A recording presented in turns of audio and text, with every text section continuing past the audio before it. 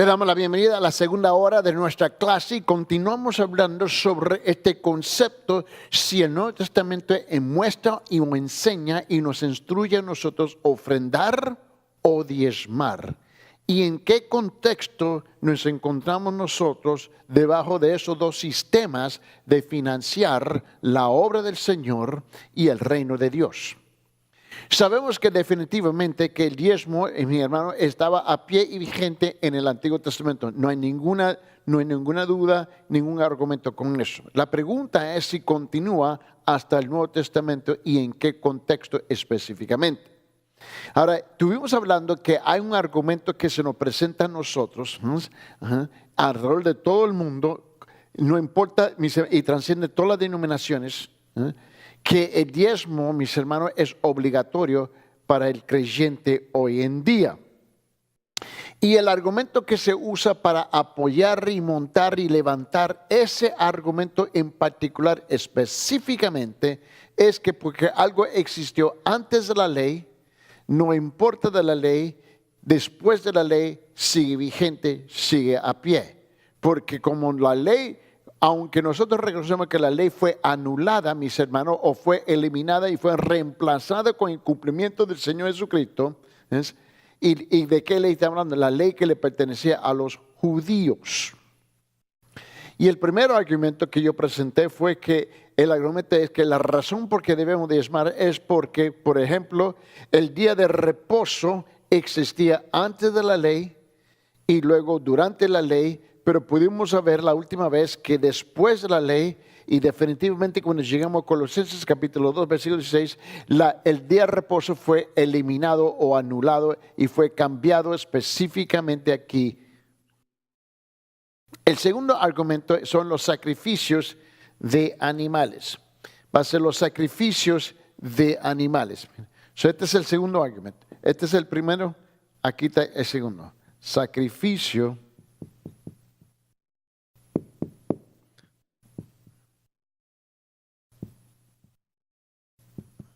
de animales. Dicen que los sacrificios existían antes de la ley, durante la ley, y pero escuche bien otra vez, este es el argumento, que como algo existía antes de la ley y el hecho que la ley ya no existe, no tiene que ver con su establecimiento. Ese es el argumento.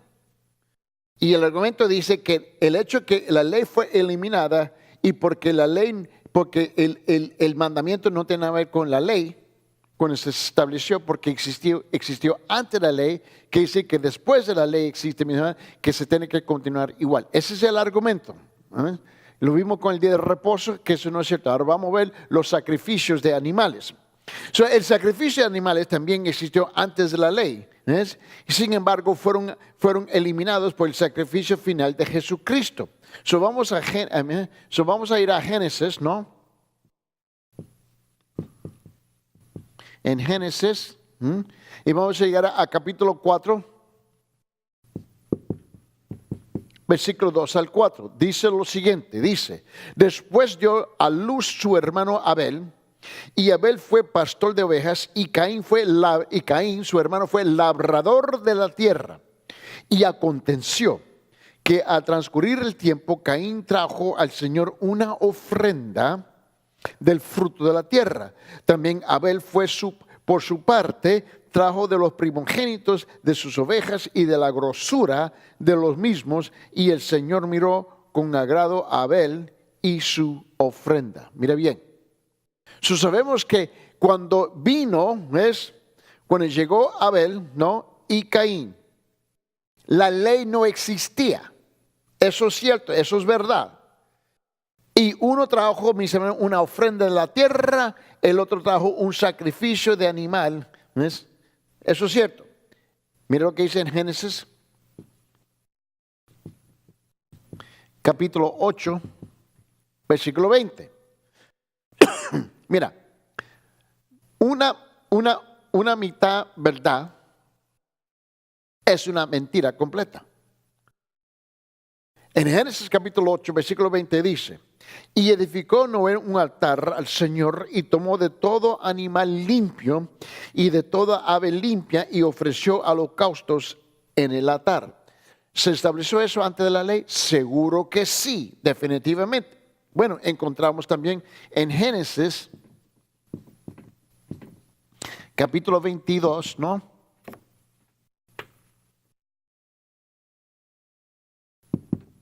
En versículo 13. Dice, entonces Abraham alzó los ojos y miró, y aquí vio un carnero detrás de él trabado por los cuernos en un matorral, y Abraham fue y tomó el carnero y lo ofreció en holocausto en lugar de su hijo. ¿Eso sucedió ante la ley? Definitivamente. Luego llegamos a Éxodo capítulo 10, mis hermanos, mira bien. Pero Moisés dijo también, tienes que darnos, en Éxodo capítulo 10,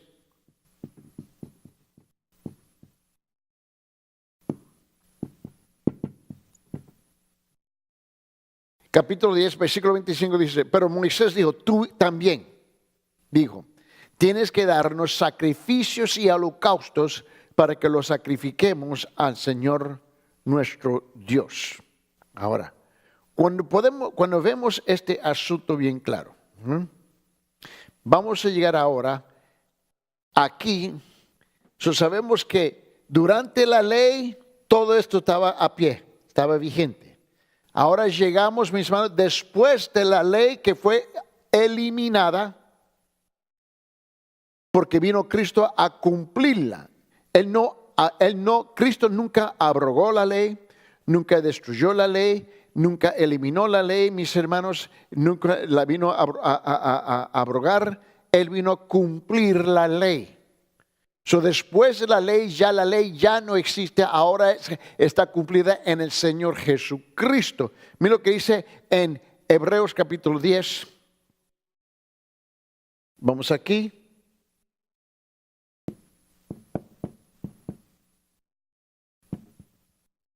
Capítulo 10, versículo 1 hasta el 18. Mira bien lo que dice la palabra. Ahora, después de la ley, el argumento es que porque esto existió antes de la ley, durante la ley, y cuando fue cumplida la ley y la ley ya nos pertenece a nosotros, por el hecho que no tenía nada que ver con la ley, quiere decir, mis hermanos, que ahora existe después de la ley. Pero ¿qué es lo que dice la palabra? Dice en Hebreos capítulo 10, versículo 1 hasta el 18, escuche bien estas palabras, siguen. Dice, pues ya que la ley solo tiene la sombra de los bienes futuros y no la forma misma de las cosas, nunca puede por los mismos sacrificios que ellos ofrecen continuamente año tras año hacer perfectos a los que se acercan. De otra manera, no habrían cesado de ofrecerse, ya que los adoradores, una vez purificados, no tendrían ya más conciencia de pecado. Pero en esos sacrificios hay un recordatorio de pecados año tras año. ¿Por qué? Porque es imposible que la sangre de toros y de machos cabríos quite los pecados. Por lo cual, al entrar en el mundo, dice, sacrificio y ofrenda no has querido, pero un cuerpo has preparado. Dice, para mí, en holocaustos y sacrificios por el pecado no te has complacido. Entonces dije aquí en versículo 7, he aquí yo he venido en el rollo del libro que está escrito de mí para hacer, oh Dios, tu voluntad. Habiendo dicho arriba, sacrificios y ofrendas y holocaustos, dice, y sacrificios por el pecado no has querido, ni en ellos te has complacido, los cuales se ofrecen según, ¿qué? La ley. Entonces dijo, he aquí yo he venido para hacer tu voluntad. Él quita lo primero para establecer, ¿qué? Él quita lo primero para establecer, ¿qué? Lo segundo, mira bien. por esta voluntad hemos sido santificados mediante la ofrenda del cuerpo de Jesucristo una vez para ¿qué? Para siempre. Ahora viene Cristo, ¿ves? Una vez para siempre, y ahora se quita ¿qué? Los sacrificios de animales. Pero escuche bien, el argumento es que porque existió antes de la ley, durante de la ley, y cuando fue cumplida la ley, a pesar que fue cumplida, tiene que existir después de la ley, porque la ley no tuvo nada con su establecimiento al principio. Bueno, ese fue el argumento con el día de reposo. Continuamos con el día, con los sacrificios de animales. Mire lo que él dice otra vez, en versículo 9. Dice, he aquí yo he venido para hacer tu voluntad. Él quita lo primero para establecer lo segundo. Por esta voluntad hemos sido santificados mediante la ofrenda del cuerpo de Jesucristo una vez para siempre. Y ciertamente todo sacerdote está de pie día tras día ministrando y ofreciendo muchas veces los mismos sacrificios que nunca pueden quitar los pecados. Pero él, habiendo ofrecido un solo sacrificio por los pecados para siempre, se sentó a la diestra de Dios, esperando de ahí en adelante hasta que sus enemigos sean puestos por estrado de sus pies. ¿Por qué? Porque por una ofrenda, perdón, Él ha hecho perfectos para siempre a los que son santificados. Y también el Espíritu Santo nos da testimonio, porque después de haber dicho, este es el pacto que haré con ellos, dice, después de aquellos días, dice el Señor, pondré mis leyes donde en su corazón y en su mente la escribiré, añade, y nunca más me acordaré de sus pecados y iniquidades. Ahora bien, donde hay perdón de estas cosas, ya no hay ¿qué? Ya no hay ofrenda por el pecado. Estos son los dos argumentos principales en muchos países en Latinoamérica donde yo he estado ministrando, que me han propuesto, me han compartido, me lo han, para tratar de convencerme que la ley no tiene que ver con el establecimiento de un mandamiento del diezmo, y usan los dos ejemplos que usan para apoyar ese argumento es el día de reposo y el día y los sacrificios de animales. Y yo le digo, bueno, si este es el caso, yo te puedo mostrar que el día de reposo no continúa para los creyentes de hoy en día y los sacrificios de animales no continúan. Pero el argumento principal, escúcheme bien, es que algo existía antes de la ley, a pesar que la ley fue eliminada o anulada o cumplida, depende de su perspectiva. Quiere decir que la ley no tuvo nada que ver con su establecimiento. Eso quiere decir que porque existió antes de la ley, vino la ley, se eliminó la ley, fue cumplida la ley, que el hecho, porque la ley no tuvo nada que ver con su establecimiento, quiere decir que después de la ley tiene que seguir vigente a pie hoy día. Ese es el argumento. Pero te estoy mostrando que si ese es el argumento, en ese caso nosotros tenemos que estar a pie con el día de reposo del día y los sacrificios animales.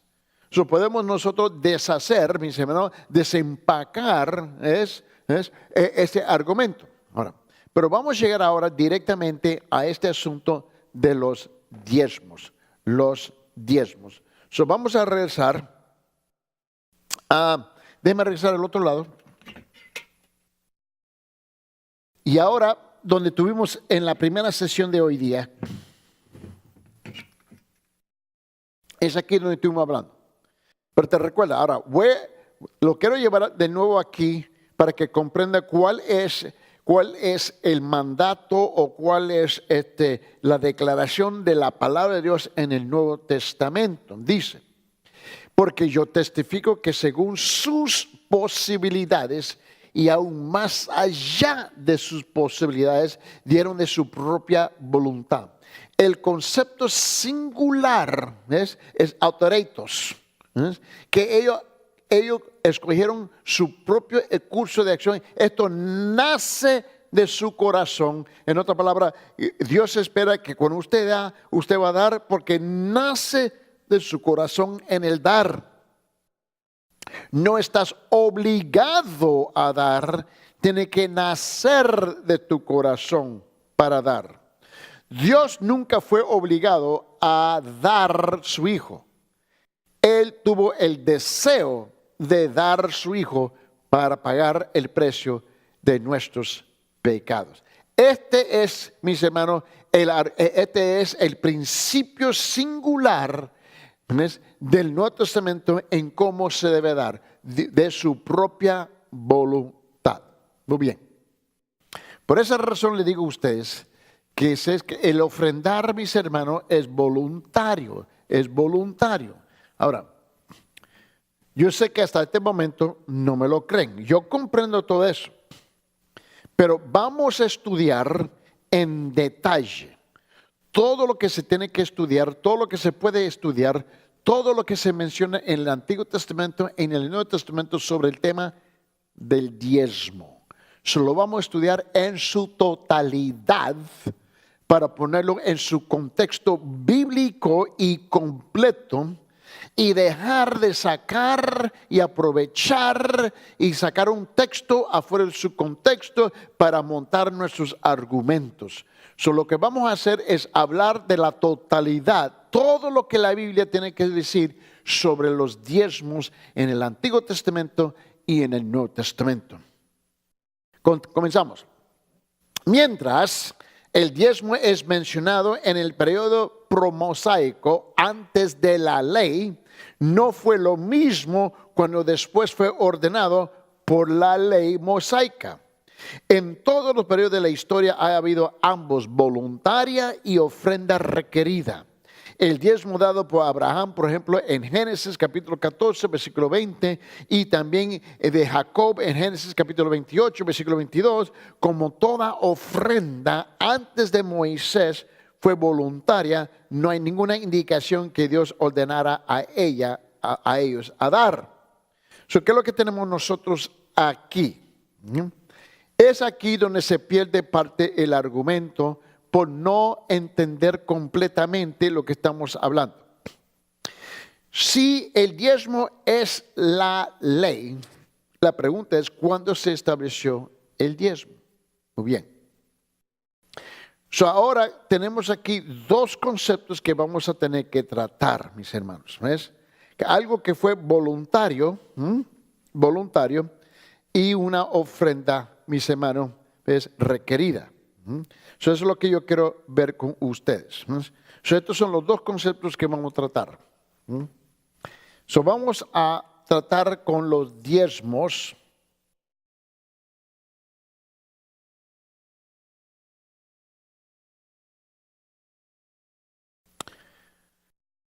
De aquí en adelante vamos a tratar con los diezmos. Tenemos el concepto de lo que es voluntaria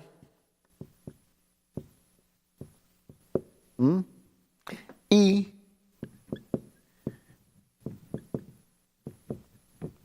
requerida.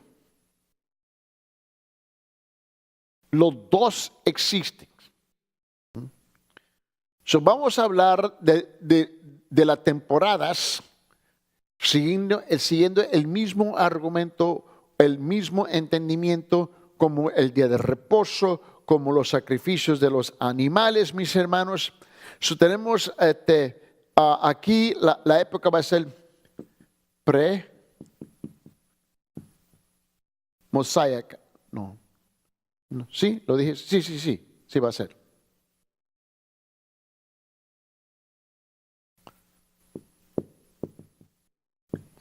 Pre-mosaica, ¿no? Una palabra antes de la ley, porque la ley es de Moisés, ¿no? Tenemos pre-mosaica o no pre-mosaico, ¿ok? Tenemos la ley mosaico, ¿no? Esto va a ser antes durante, y aquí va a ser post, mosaico o después.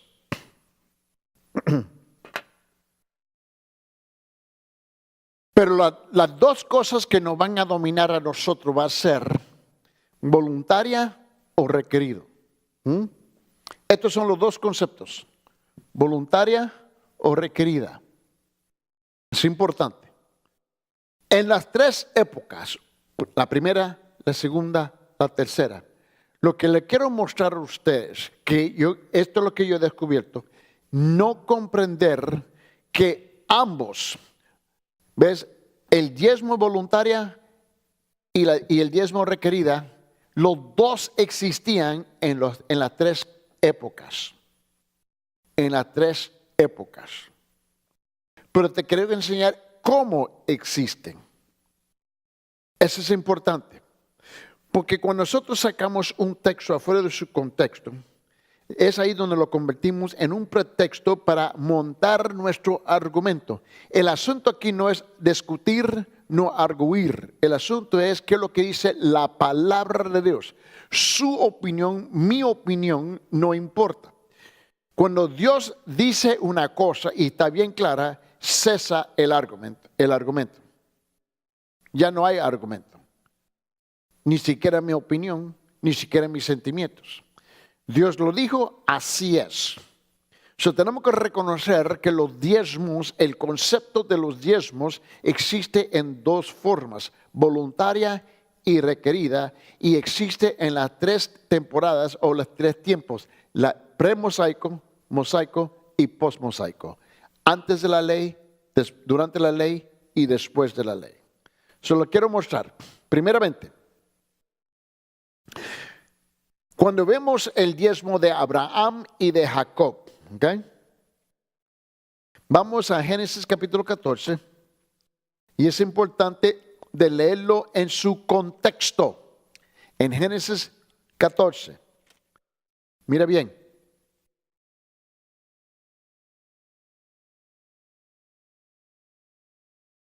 Vamos a leerlo en su contexto, por favor.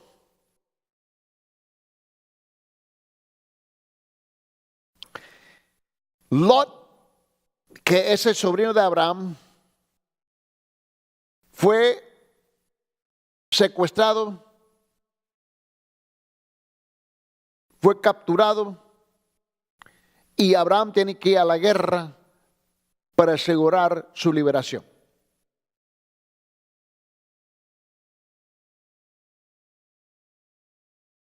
Vamos a comenzar, mis hermanos, con versículo 1. En Génesis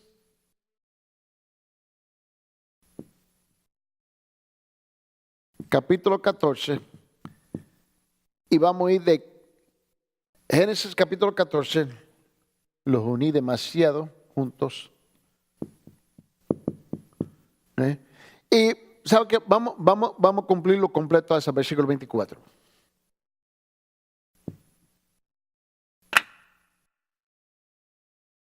Aconteció en los días de Amrafel, rey de Siná, dice Arioc, rey de Elazar, de Kedorlaomer, rey de Elam, y Tidal, rey de Goyim.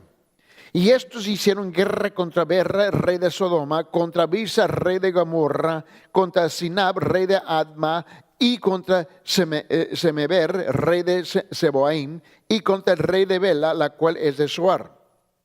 Aquí tenemos un grupo de reyes aquí, otro grupo de aquí, y van a guerra. Todo esto se juntaron en el valle de Sidim, que es el mar salado. Dice, 12 años habían servido a Kedorlaomer, y en el 13º se rebelaron. Y en el año 14 vino su parte y derrotaron a los refaitas en Astarot y Canaim, y los susitas en Ham, y los emitas en Sabe Kiriat-Yamaim, y a los horreos en el monte de Sir hasta la llanura de Param, que está junto al desierto, y volvieron y vinieron a en Mispat, que es Cades, y devastaron todo el país de los amalecitas y también al morreo que habitaba en Hasezon Tamar. Y salieron el rey de Sodoma y el rey de Gomorra, rey de Adima y rey de Seboim y el rey de Bela, que es Soar, y ordenaron contra batalla en el valle, dice, contra ellos en batalla en el valle de Sedem. Esto está bien claro. Esto es importante, que hay una guerra con un montón de reyes en un lado y el otro lado. Y esto es contra Kedorlaomer, rey de Elam, Tidal, rey de Goim, Amarrafael, rey de Sinar, y Arroc, rey de Eleazar, 4 reyes contra 5 reyes. O sea, tenemos 9 reyes que están en pelea, 4 de un lado, 5 del otro lado. Dice, y del valle de Sedim estaba lleno de pozos de asfalto, y cuando huyeron el rey de Sodoma y de Gomorra, algunos cayeron allí y los demás huyeron al monte. Y tomaron toda la riqueza de Sodoma y Gomorra y todas sus provisiones se fueron. Sabemos que este lado perdieron, los otros vienen y se llevan todo. Tomaron también a Lot en versículo 12. Te recuerda que Lot está, mis hermanos, donde lo que nosotros conocemos Sodoma y Gomorra, en ese lugar. Tomaron también a Lot, hijo de hermano de Abraham, que moraba en Sodoma, y sus bienes, y se fueron. Solo llevan de prisionero.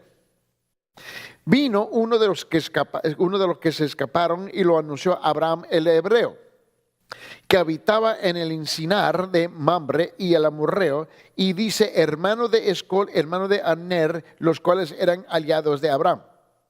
Oyó Abraham que su pariente estaba prisionero y armó a sus criados, los nacidos en su casa, 318, y los siguió hasta Dan. Ahora Abraham sale para rescatar a su sobrino Lot. Cayó sobre ellos de noche él y sus siervos y les atacó y le fue siguiendo hasta Joba, al norte de Damasco. Y recobró todos los bienes, y también a Lot y su pariente y sus bienes y las mujeres de más gente. Él llega a tener éxito a recoger y recobrar absolutamente todas las personas y todos sus bienes. Versículo 7. Cuando volvía a la derrota de Kedorlaomer, de los reyes con que él estaba, salió el rey de Sodoma y recibirlo al valle de Sabe, que es el valle del rey. Él está regresando en camino cuando él topa con este rey. Entonces Melquisedec, rey de Salem, sacerdote del Dios Altísimo, sacó pan y vino y bendijo diciendo, bendito sea Abraham, el del Dios Altísimo, creador de los cielos y de la tierra. Y bendito sea el Dios Altísimo que entregó tus hermanos en tu mano y le dio a Abraham los diezmos de todo. Mire lo que dice. Y le dio a Abraham los diezmos de todo. Entonces el rey de Sodoma dijo a Abraham, dame las personas y toma para ti los bienes. Y respondió Abraham al rey de Sodoma, he alzado mi mano a Jehová, a Dios Altísimo, creador de los cielos y de la tierra, que mira bien, que desde un hilo hasta una correa de calzado, nada tomaré de todo lo que es tuyo, para que no digas, yo enriquecí a Abraham, excepto solamente lo que comieron los jóvenes y la parte de los varones que fueron conmigo, Anar, Escol y Mamre, los cuales tomaron su parte. Mire lo que él dice aquí. ¿Qué es lo que tenemos? En esta historia tenemos que Abraham gana la guerra y da un diezmo. Mira en versículo 20, mira lo que él dice.